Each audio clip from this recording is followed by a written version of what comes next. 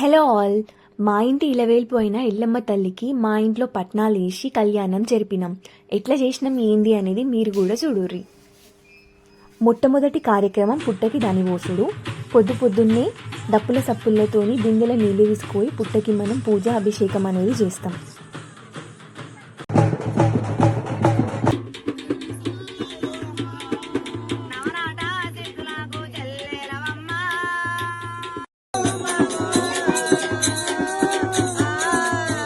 తర్వాత జోగెత్తడం అంటే ఇంటింటికి తిరిగి బియ్యాన్ని తీసుకొచ్చి దాన్ని వండి ఎల్లమ్మ తల్లికి నైవేద్యాన్ని సమర్పించుతాం.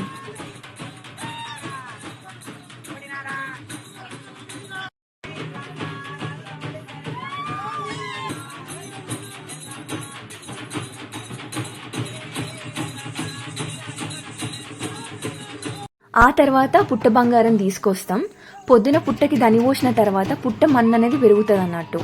ఆ మట్టిని తీసుకొచ్చి ఎల్లమ్మ తల్లికి గద్దెని వేసి ఎల్లమ్మ తల్లిని ఇంట్లో కూర్చోబెడతాం.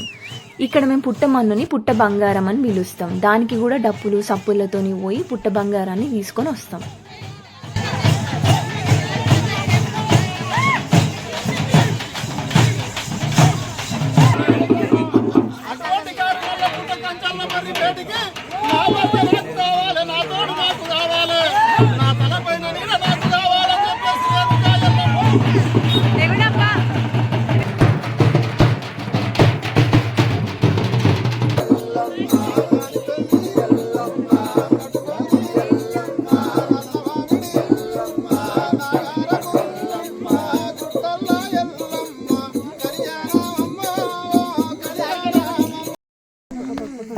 ఇదుడా కృష్ణ.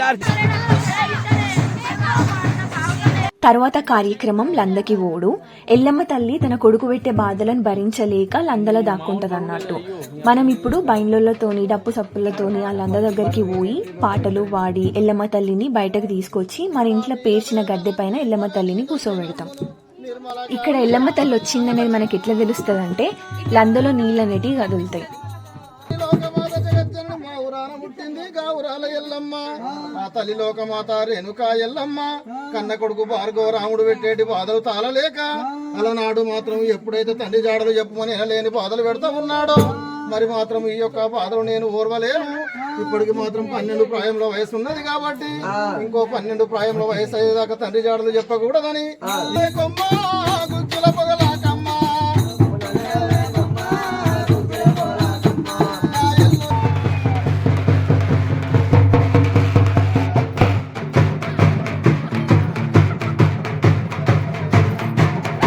ఆ తరువాత ఎల్లమ్మ తల్లికి మైలపూలు తీస్తాం.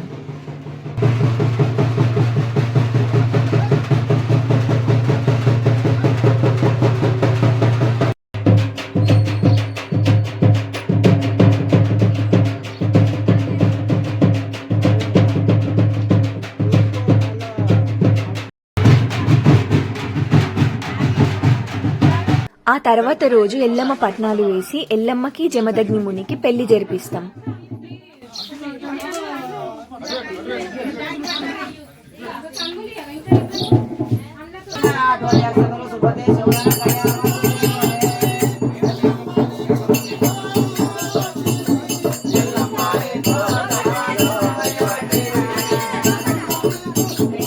పెళ్లి అయిపోయినాక ఎల్లమ్మ తల్లికి ఆటను కోస్తాం.